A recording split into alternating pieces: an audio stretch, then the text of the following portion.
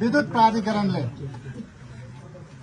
यो डेडिकेटेड र ट्रङ लाइनको विद्युत महसुल असुल उपर गर्नुपर्ने जुन बक्यौता छ त्यो बक्यौतालाई तत्काल उठाउन निर्देशन दिने निर्णय भएको छ।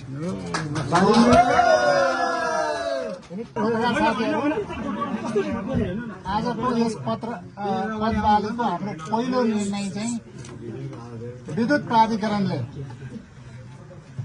यो डेडिकेटेड र ट्रङ लाइनको विद्युत महसुल असुल उपर गर्नुपर्ने जुन बक्यौता छ त्यो बक्यौतालाई तत्काल उठाउन निर्देशन दिने निर्णय भएको छ।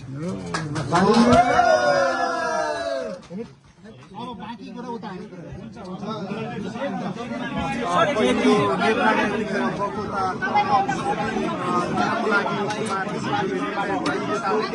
फोटो खिच्ने